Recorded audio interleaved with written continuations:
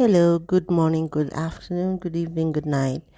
I just want to talk about the new episode of the podcast. At last, we have a new episode, and it's to do with suicide and generally mental health. So, I hope you enjoy.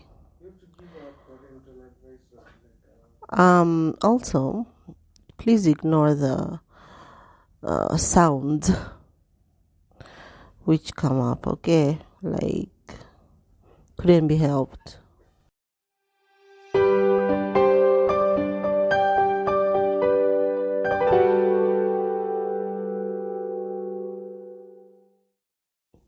Okay, we're recording. So, hi, how are you? Today is the Sunday something of 2025, March. And I am here with Wahu. She's going to introduce herself. Hi, my name is Wahu Kariuki. I am a trauma conscious educator. Yeah, that's the only one. I just full stop. That one covers everything. Though I can say I'm also an entrepreneur. But iko hapo tu kwa trauma conscious educator. Yeah. So the plants are part of like what's the word? Path to healing. Yeah, they're like the thing that has actually saved my life over and over and over again. So they're like my ministry. I preach to people through plants. I'm like, you know what? If you love plants, they will love you back. They'll heal you. They'll give you some space. They'll allow you to nurture something. Yeah. By the way, that reminds me. Mm-hmm. I wanted to show you how your plants are doing, the ones you sold to me outside, but I forgot. You should see them when we're done. Yeah. Mm-hmm. I can't lie that I am responsible for their continued existence because I'm not the one who waters them religiously. Mm-hmm. That's my son. But I cheerlead. From the sideline. From the sideline, I'm so happy that they are thriving. I can't wait. I love plants. They are awesome. Yeah, so do I. But my green thumb does not agree with me. Anyway, so today we're supposed to talk about suicide because suicide is more common than, not suicide. Suicide is common, very common, especially these days. But also suicidal ideation. Mm-hmm. The number of people who have been like, I want this to be over, is much higher than we realize. Yeah. And I think even those people who do not consider themselves suicidal like me have at one time or another been like, if this ends, it might not be such a bad thing. It might not be the end of the world. There's a question people usually ask. What would you say to death if you met, like if it came for you, it found you at a bar, at a restaurant? What would you say to death? At a restaurant?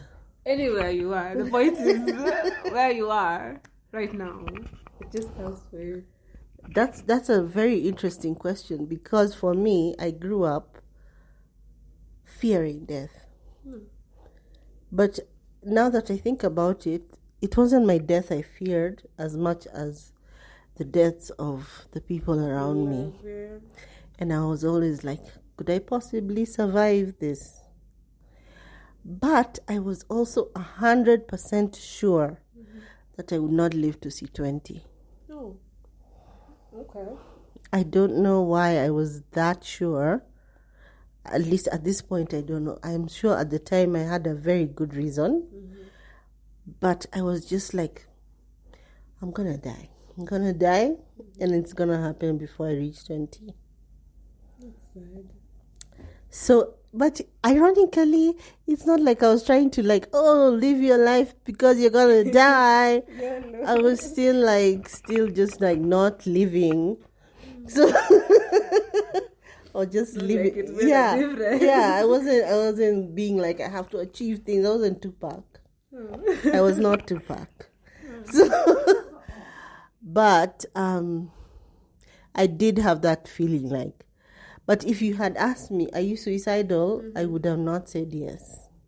What do you consider being suicidal? Because you see, you've even given us a warning. It's not like you're suicidal. Yes.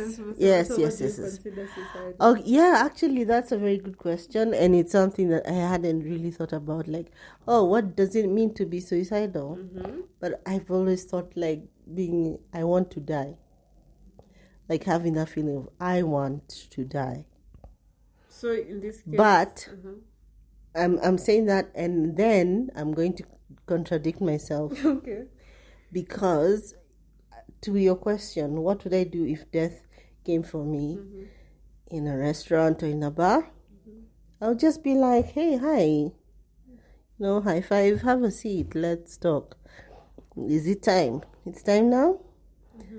And honestly, when I'm imagining it, I'm not saying like I would be like, oh no, I want to stay. You don't need to be sad about it. No, that's scary. Okay. Am I suicidal? If death showed up, I would say, where have you been? I have been calling you. Like, where have you been? Yeah. So I think now you wanted to explain what's suicidal. So I think I am vastly suicidal, or suicide ideation. Because it's like, come here, old friend, finally you have arrived. And it's sad, but it is what it is. Okay, so the difference between you and me is that I would be accepting of it and be like, oh, you've come for me. It's time. All right. Yeah. While you would be like, where the fuck have you been? I've been calling. Girl. Do you know how many missed calls? But it's because, yeah, sometimes the concept of this podcast is to talk about being ready to end it all, or just get into a place where you're like, okay, I'm done, you know? So for me, it's very recent that I have gotten there. So that's why I'm still in that place of, actually gonna forget simu last week how could come. Yeah. Like, where? But okay. So would you say like before, like how recent are we? Are we talking like weeks, months, years? The first time it happened was in 2023. Yeah? So years. Yeah, but it stopped for a minute, and then it became, I want to die, a joke, see, I was serious about this thing. But then recently, it just came, and it was the thought that was on my mind. Recently is like, Leonie, Sunday. Like Sunday. Like, if I make it to tomorrow, it's gonna be like, okay, 1 week now we have stuck around. Yeah. Okay. So when you say calling it, you don't mean like, what do you mean by calling? Do you mean like, here are my options. I have pills, I have gun, I have a knife. Which one will I use? Or is it like, oh, I wish I could die? Or is it like, as I'm crossing the road, maybe I don't hurry and there's this speeding car coming? Right. What is calling? First, it starts with if it happened, like if the sky, for the first time in the world, the sky just fell and it's me it falls on. That would be awesome. If the earth opened up, that would be awesome. If the bus made a mistake, and it starts there, and that's where I had dwelt. In your mind. It's like, but now umesema story ya kuvuka barabara, mimi sipendi uchungu, so I am not getting hit by a car willingly. I love pain. Okay, anyway, I don't want all of that. Yeah, unless it's instant. I don't want none of that. Yeah. That is a painful way to go. Yeah. Like, you see how people sleep and they don't wake up. I think that's beautiful. I think all of us are owed something like that is gentle and calm. So there is that I wish And if something happened, I wouldn't be so mad. And before, in 2023, I had something in the house that I could use. But I didn't want to, like, I was like, I'm fighting these thoughts, yeah? So I poured it down the drain, and it was like, that's that.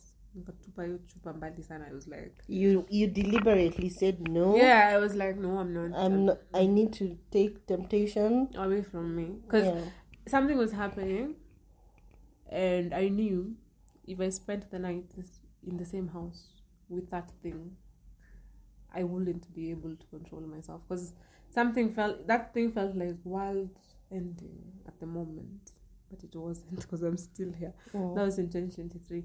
So I knew at that time I have to choose. If I want to see tomorrow, I am gonna have to pour this thing and throw away everything. But now this time, I walked out of my house and I went and got something, and I came back with it to the house. I was just staring, and I was like, I'm tired, you know? So that kind of calling. The only difference between me being here and me trying not to be here is just a choice that I have not made yet, that I'm really close to, but I have not made yet. Okay, so you went out, you bought this thing, you looked at it. What stopped you from using it? I was just, I don't know. Do I know? I thought about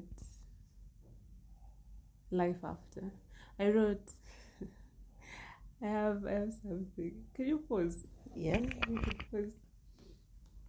Let me get I wrote, nothing incredible. There's nothing incredible enough to make me want to stay. The ocean, the plants, the trees, the sky, the possibilities, I want them, but not as much as I want finality. It's been endless. The failure, the unworthiness, the not belonging, the not being wanted, the not measuring up, the not being enough. If I had taken, this would have been my last words. I sat down and I wanted to write a note. And I was like, what words would I want to be my last words? So I wrote this, and I was like, if I do decide to do it, at least I have something there. But then there are people who are called friends.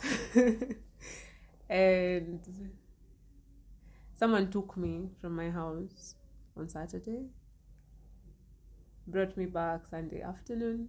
Someone else took me until Monday evening. And they took my keys because they knew there was something dangerous in the house. So it's like, went kwa nyumba, you know? And then after that, they're like, let's go to the house, let's see. Are you okay? I'm okay. And that's how I am here, I guess. It's a combination of things. I have nieces and nephews that I adore, and I thought about what that would do to them.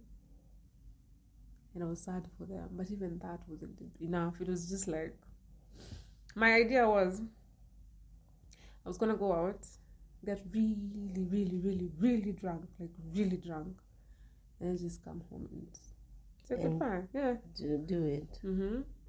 So I think because I didn't come home after getting drunk, you didn't get a chance. That helped. And then the next day, because when I got drunk and I came home, I came with someone. That also kind of helped the situation. By the time that day was coming, I was like, I'm breathing. The urgency wasn't so bad. It was like the thing that was over my head. I could actually try and see if I can figure it out. Continue breathing. You're reminding me of this quote I read in one of the Outlander books. I was telling you about Jamie and Claire. So Jamie's nephew killed someone by accident, their housekeeper.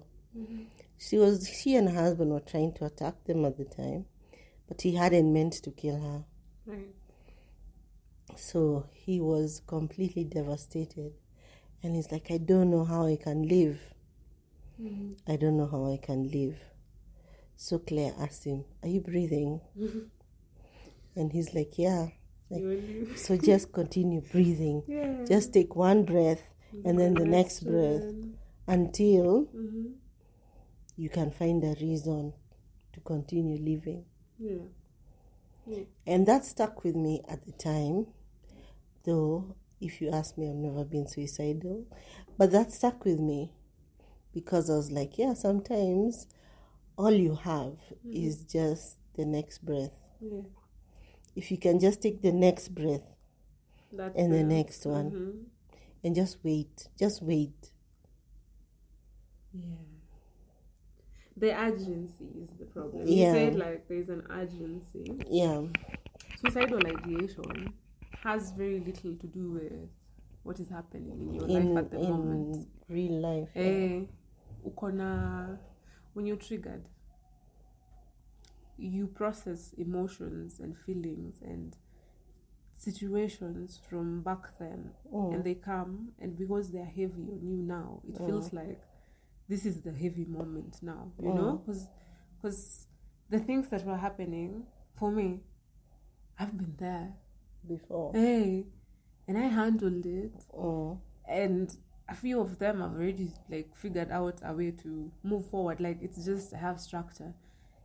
But at that particular moment, it felt world-ending. It felt it's too heavy. Everything was on me. It was like too heavy. And then now you realize that it wasn't urgent. It wasn't. But the voice. I have a podcast called Voices in My Head, because the voices in my head sometimes they're a lot, and they win. And if they're loud enough, they get you to a place like that. Oh, this is the end. You have failed. You know. And I've been talking about it. Yeah. I've heard of that before. The voices in your head, and it gets loud, and it gets so loud, and you can't hear anything else except that voice. I don't know where. I can't remember where I had that first, but I know I've had it more than once. Yeah. And many times, people, the voice wins. But okay. You see, there are many voices. For me, it's not one voice. Usually, there's the voice that will tell you you are worthy, you belong on this earth. That's the guiding inner voice, and inakwambianga things, and things just work out for you. There's a voice in your head that loves you, and your instinct. You call it. So me, I'd say it's a voice in my head. And when things are good, that's the voice that is loudest. Yeah. And when that voice is loudest, I am in alignment. I am flowing. Life is beautiful. Everything is beautiful. But then now, there are many voices. There are voices of people and places and situations and circumstances that I have gone through.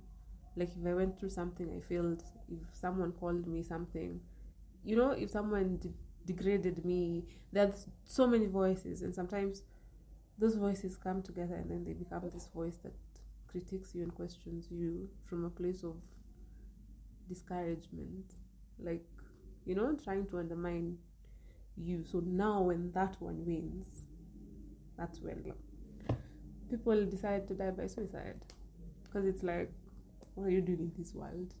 What are you offering? You know, remember you failed here. Remember no one loves you.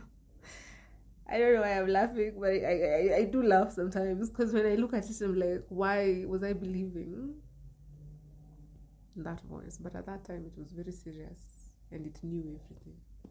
I knew nothing. I think I have heard that voice in my head. No. Yeah, but it was during COVID, and it wasn't for me. It was because somebody very close to me was suicidal. Oh. And I was trying to understand why. So I tried to put myself in their shoes, and I was like, if I look at it from the point of, look at the world, look at this place, okay, there is nothing, like, what is there to hope for? What is there to aspire to? Yeah. What is there to reach for? And I could literally see how hopeless it can be. And as much as I tried to push that voice away and say, no, there's something, there has to be something, I literally in that moment could not think of a single thing. You look for something, you search. Yeah. There's nothing. And that's when I understood completely how. And it really scared me. It scared me because I've never been that person to be hopeless and to just be able to put myself in that mindset so easily. Okay, let me not say easily, but... No, but you could get there. Yeah, to know that I can get there. You're not supposed to be able to get there. Yeah. It's not a nice place to go, so why are you going and why am I able why can to I go there? Why can I go there and really understand why? Okay, this actually, and to go there and to understand it is to know that, wow, so how do I get somebody out of here? I don't understand it, and I've been there, and I don't know how to get out of it, and I've been there. It's crazy. So are we just resigning ourselves now to get out of it? That's not resigning to it. That if this happens, it happens. No, when I say I don't know how to get out of there, it's that I cannot give a formula for it. This time, it could be my plants that saved me, and then next time, they even die because I'm not even taking care of them. This time it could be my friend who comes for me. Next time I don't pick calls, I shut. You shut down. The only hope is you find something that gets you there, out of there. That gets you out at least long enough for the voice to quiet. Yeah, voices in my head. I wonder if people have voices. I actually do ask people, like, do you have voices in your head? What do they say? Do you have voices in your head? Yeah, I do have a voice. There's a voice which is like constantly telling a story. I constantly have. What story is this telling? It's narrating. It's like, listen, can you like find somewhere to type? Because listen, and then so many stories get lost. So there's that voice, and then there's the voice of anxiety. That one can get very loud. And it's like you said, catastrophizing. I take a situation and then I'm immediately like, so what's the worst that can happen? It's like, why can't we think about happy things? Why always worst case scenario? And since I'm a very imaginative person, the worst that can happen is worse. It's very worse. Can be quite horrifying. Yeah. So, I don't know. That's one voice. My depression voice, I don't hear it so much anymore.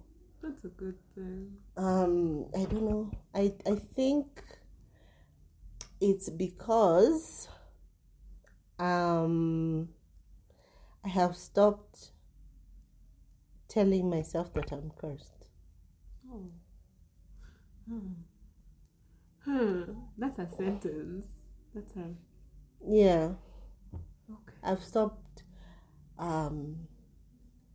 feeling like the universe is out to get me. So when something bad happens, I am not like going immediately to the deepest, darkest, most terrible place. I can say, okay, this thing has happened. Okay, it has happened. So what are we doing now? What are we doing now? Is there anything positive that we can snatch from this? Or what can we learn from it? Yeah. And it's all a matter of how you take the thing and react to it. Yeah. Respond. Yeah. I think the word react is Yeah, it's very respond reactive. is more intentional. Respond is quite intentional. It's like, okay, Yeah. this is what we have, so how are we dealing with it? mm-hmm. Yeah. I like the way Kiki Palmer puts it. Mm-hmm. Like when she was promoting her book, which I have not read, but she was promoting it and she was saying that what she does is like things happen to you. Mm-hmm. You can't control what happens to you all the time. Yeah. Mm-hmm. But you can control how you frame it. Mm-hmm. So that, yeah, you feel free to be delusional, you know. Mm-hmm. If I didn't get this part, it's because there's a part that is coming for me. Bigger. Yeah, Mm-hmm. it's bigger, and literally it's your loss. Mm-hmm. Like, it's not. I haven't lost something. You did. Yeah. Perception. So sorry for losing. Yeah, I'm sorry you lost me. Yeah. Yeah. So I was like, yeah, I can try to be delusional. It's hard for me because I live in hyper reality, but I can try to be delusional.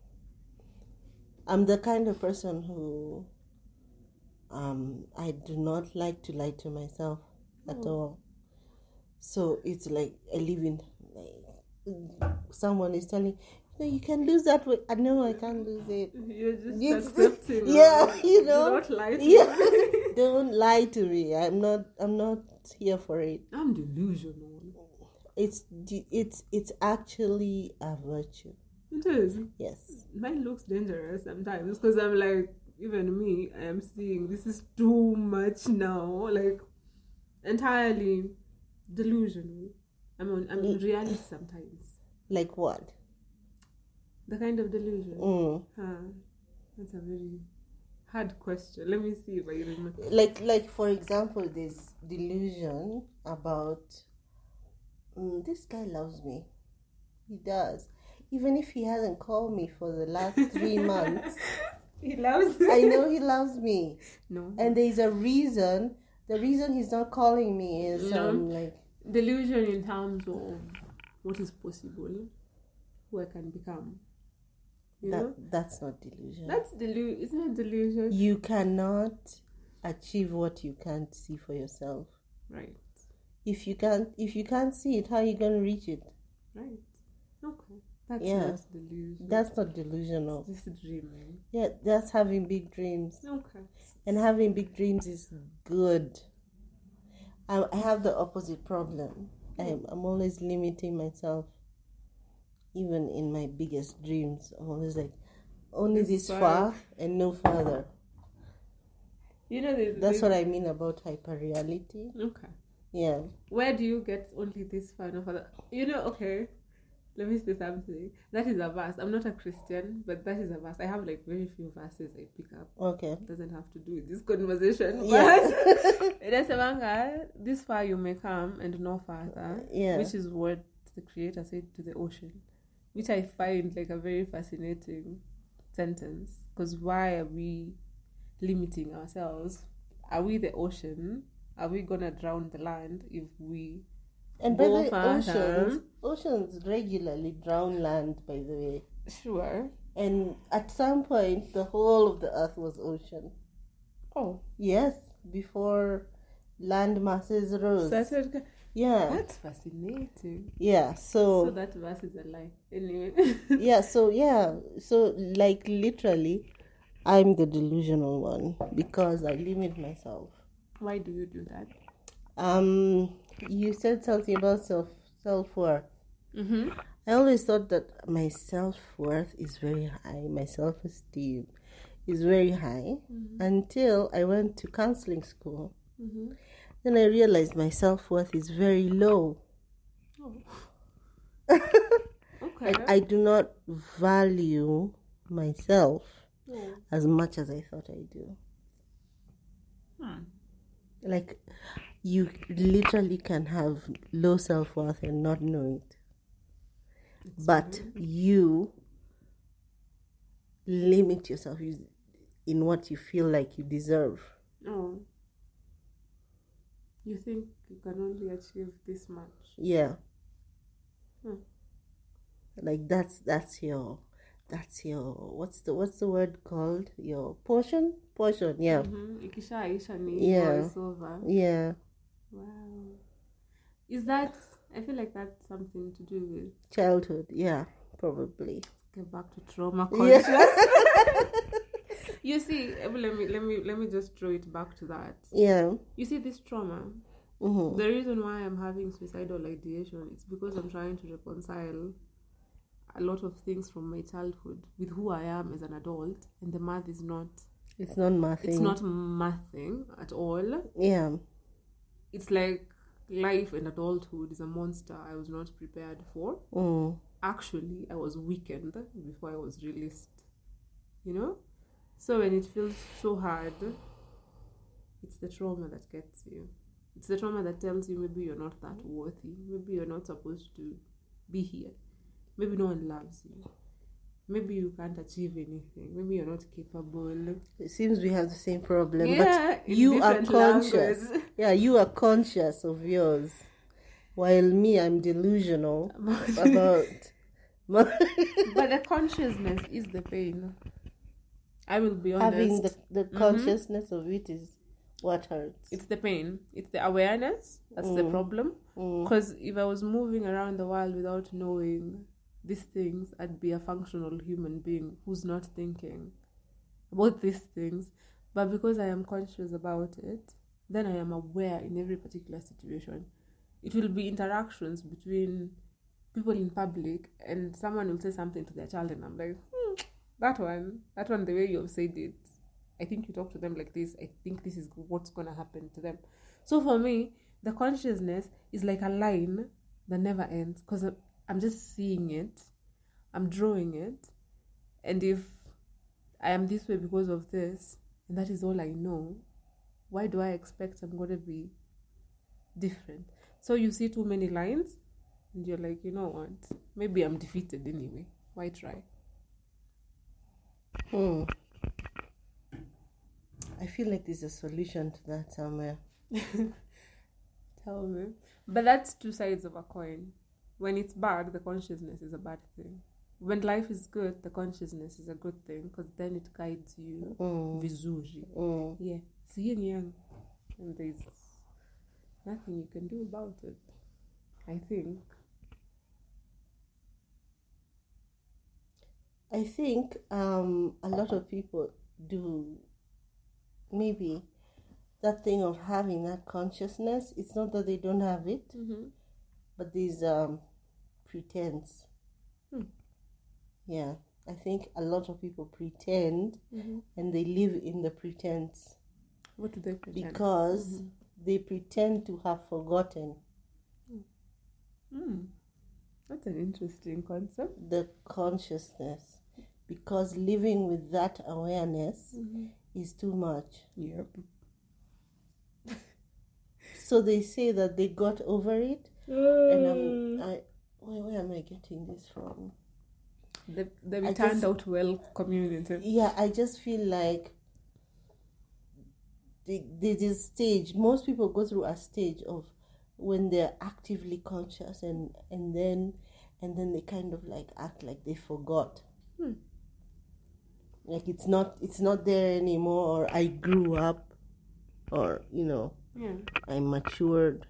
And that growing up or that maturing is actually putting that consciousness in a box somewhere and acting like you forgot it. And that's why when you see something and you're like, that's why that behavior doesn't make sense, because they're not acting from a place of who they really are. They're acting from pretending. Is it pretending, or they've never woken up? Some people do not wake up. Do you not think?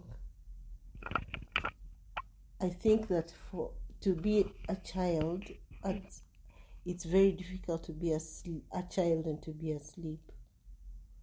And I think that when you become an adult is when you start pretending. I think you forget. Forget. I think you can forget. I think for real. Yeah, you can. If you pretend for long enough. Yeah. Because at some point, pretense becomes reality. Yeah. And yeah, nothing reflects what you have stored away. Yeah. And it's easy to just move. But being awake is it's two sides of a coin. So I understand anyone who decides ama tu tuendelee na life venye iko. I do. Because it takes a lot of commitment to yourself. It takes a lot of energy. It drains your mental health. Emotional well-being. Everything about you, when you're aware, is focused on being conscious, doing better, seeing better, trying better. And that's the thing that gets you. I don't think people who are not thinking from a conscious point of perspective suffer with depression and anxiety. And if they do, they show up to work and they continue. Kawaida tu. Do you think it's easy? Like, is it easy is it like a decision that you can make today to just say, I'm going to put this in a box and forget it? I think it's a process. Do you think you can decide today? From today, I'm going to start putting my awakeness away and leave it in a box somewhere and go on with my life. I think you encounter moments where you are being called to be true to yourself, and you just decide it's easier to not. Follow the crowd. Like, just your heart tells you something, your consciousness tells you something, and you're like, if I do this, I'm deviating more from the crowd. So you're like, let me just continue. And then you get another moment, you just continue. So at some point, it becomes easy for you to just move. We usually say once you know, you can't unknow, right? So once you know, there's no way you're going to erase it in a moment. You're going to have conflicting moments of, do I honor myself or do I? And the more you choose this other side, the more your muscle grows for that side. Because I feel like, I don't know if it's being on the spectrum. Maybe, do you think that it's a matter of being on the spectrum that makes it harder for some people to say, I'm going to pretend? Or do you think it's like a strong personality? Or what is it that separates those who are able to fall asleep from those who can't? Oh, that's a question. Ever tell me what you think? That's a question. For real, because there's a lot we don't understand. Yeah. What do you think? I really don't know, because I've never understood people. In the first place. Yeah. I've never understood how some people can do some things. So I feel like maybe if I look at the people who I know who are consciously following their own path, many of them are on some kind of spectrum. Kinda. Yeah. Yeah. Many of them. Neurodivergent. Yeah. Many are neurodivergent. Yeah. Okay. So I'm thinking, is that it? Is that the magic sauce? Considering the way we don't understand anything in this world. Yeah. Let's start there first and foremost. I feel like, okay, let us say your concept, neurospicy. Now that one is also now another factor. Because neurospicy and neurotypicals is also a kind of wokeness and asleepness. Yeah. Because we are seeing two different worlds. Yeah. So yeah, it could be one of the reasons why someone would be like, I am conscious. I can't. This is my I can't turn it off. Yeah, you have to. But then now you look at it from also a spiritual point of view. Now I bring in the spiritual point of view. I believe we are divine spirits having a human experience. Yeah. And your awakeness or your asleepness is connected to your purpose on this earth. So, if I have the purpose to educate people about trauma, because I have seen the connection, I don't get to say I'm going to fall asleep. Because you can't. Yeah. It is, you see, like when you're planting things, soil. When I touch soil, I imagine there have been generations of people who existed before me, who are my flesh and blood, who are in that soil. They have become one with the soil. Yes. So when I am doing the plant, I am connecting with the ancestors, right? In the way that they existed for me to exist right now. For me to exist right now, there is something that will exist in future that I'll not have any idea of. So I don't think I get to fall asleep. So for some people, you just don't get to fall asleep. For someone in the summer. But that sounds like a decision. No, like, okay. Kuna mtu anaweza sema, kuna time unaweza sema, I don't want to follow my consciousness. Sindio? And you said something. You said there's a voice in your head that's always narrating. Sindio? Unaona mimi nikiwa na kitu ya kusema, the words hapa, I can't shut up. It's like sometimes you can't stop them. Like I talk and I'm like so you breathe kidogo, because at that particular point naweza kuwa like, let me just keep quiet, I don't want to say this, but the words they want to. Okay, just stop. Let me stop you there, right there. What is the voice that is telling you have to keep quiet? The voice that the version. Why are you trying to stop yourself from speaking? Because sometimes it's a lot when I speak for a lot of people. So where did you get the narrative that it's a lot? When I say speak, I don't mean just to talk in public. I mean to talk about spirituality, mental health, and all of those things. Yeah. I have gotten it from spaces where you say something and it's like, we're not talking about that here. You know? So sometimes the voice is going to become a disruption to the environment I am in. So at that particular point, I'm like, can we... Don't talk. Like, let's... But now, the words, they want to come out. So you like them. So I feel like kuna mtu anaweza sema I won't talk na wanyamaze. They get somewhere and then they record or they just leave it. And then there's someone who's going to be like, I'm not going to write. But it doesn't shut up because these words need to exist. And it's beyond you or me. I believe that. Yeah.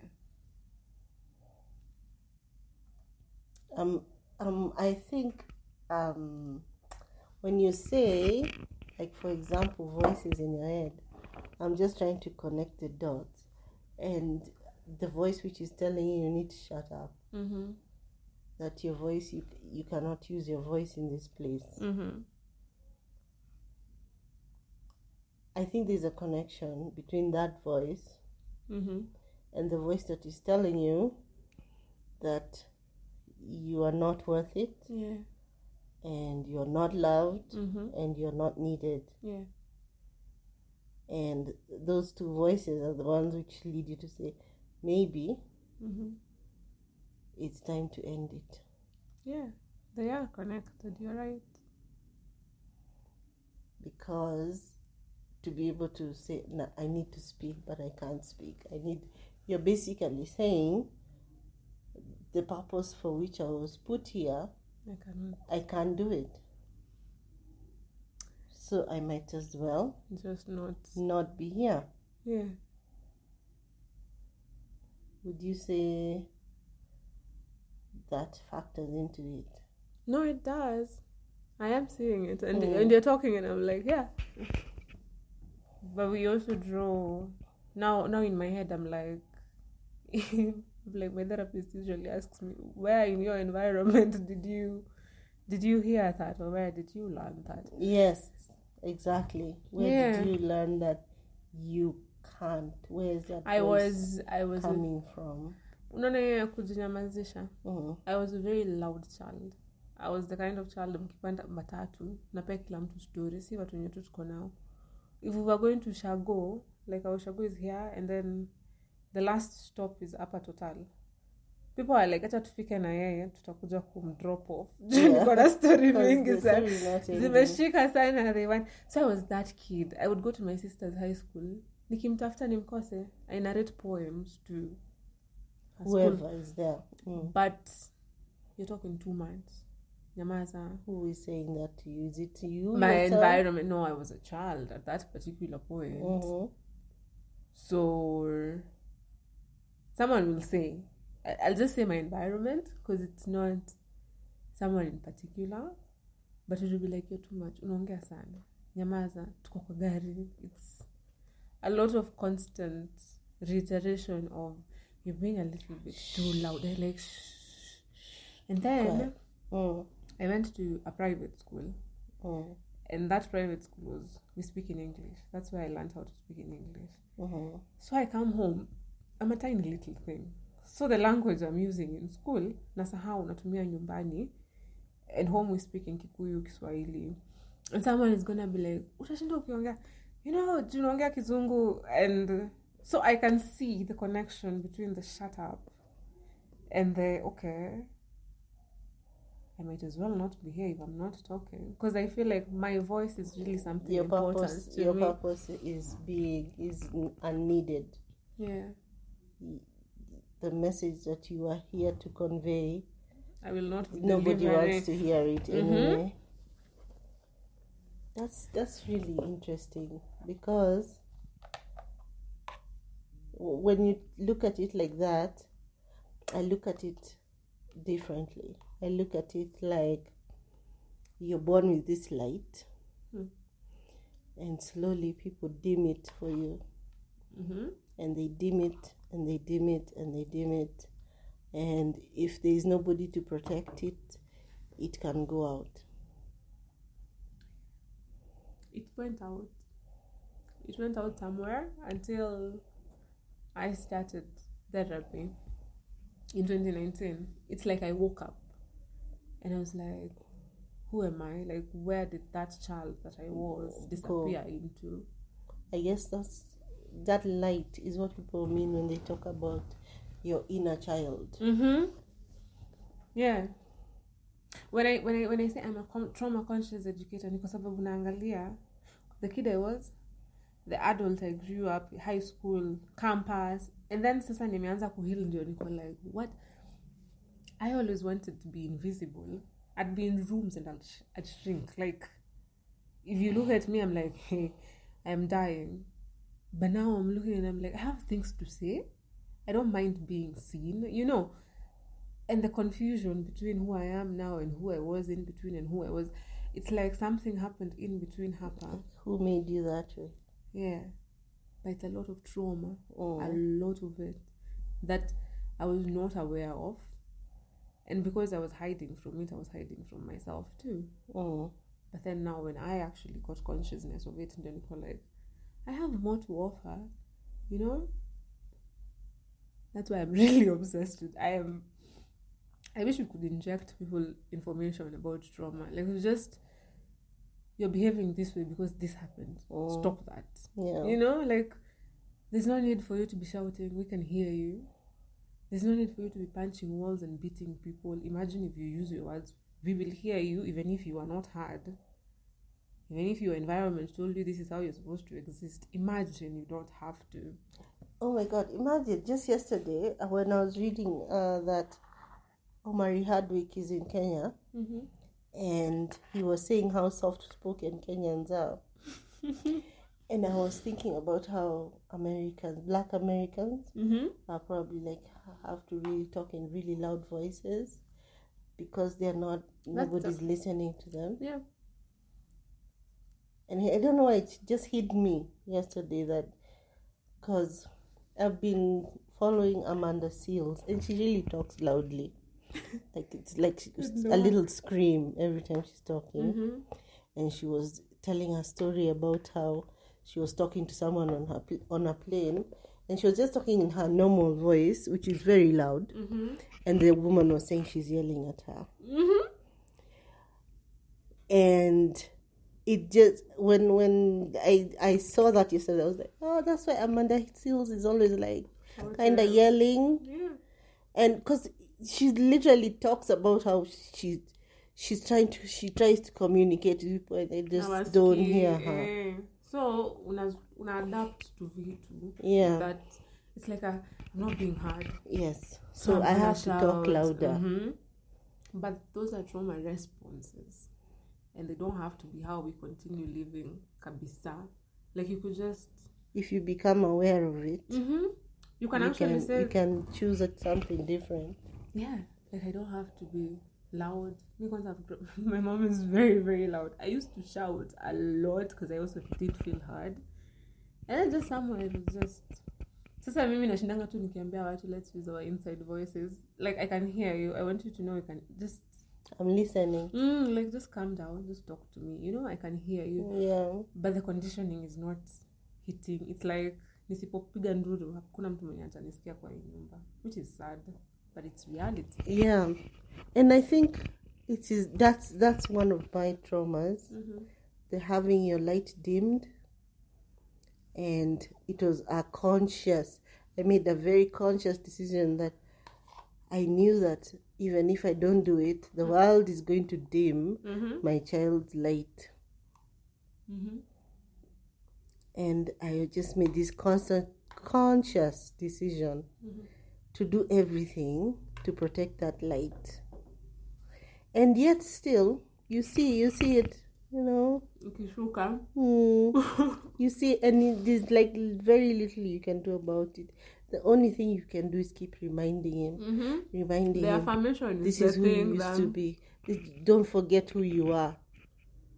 If they can be who they are at home, even if the world attacks them and dims it, at least home there is a place where like you can keep reminding them, don't forget who you are. The worst part for me is that home is where it's dim. Where a lot of people. Yes, that's the worst part for many of us. Yeah, that it's our own families and our own friends that break us down, who are busy telling you you're too much. Where did I see it? Just I don't know. It's like something in the universe knew we were gonna have this conversation because I've been seeing a lot of things this week. Because it's serendipity. Yeah, like I don't know. I think it might have been Twitter that I saw this quote where someone was saying like, "I'm not going to dim my light, because like it's not a good thing." Like the Mad Hatter, who he told not Alice. He told somebody in Wonderland that you've lost much of your much-ness. I remember that quote. And I was like, yeah, for real though. Like I really fought. Like I really fought to keep my muchness. As a human being. Yeah. And a lot of the feedback that I got from trying to keep that muchness was like, you don't care what people think. You are arrogant. Maringo. Yeah, you have so much maringo. Who do you think you are? Yeah.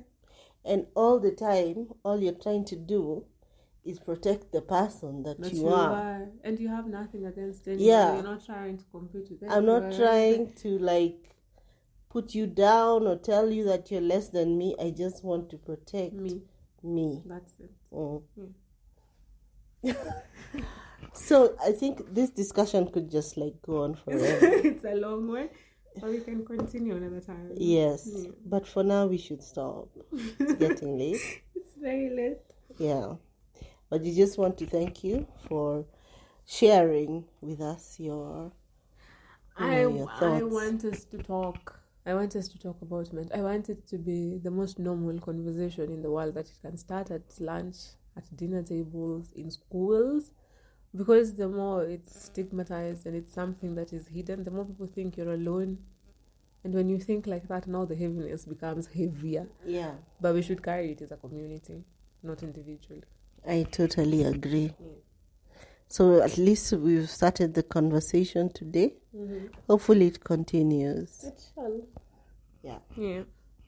Thank you for Okay. having me. Thank you for coming.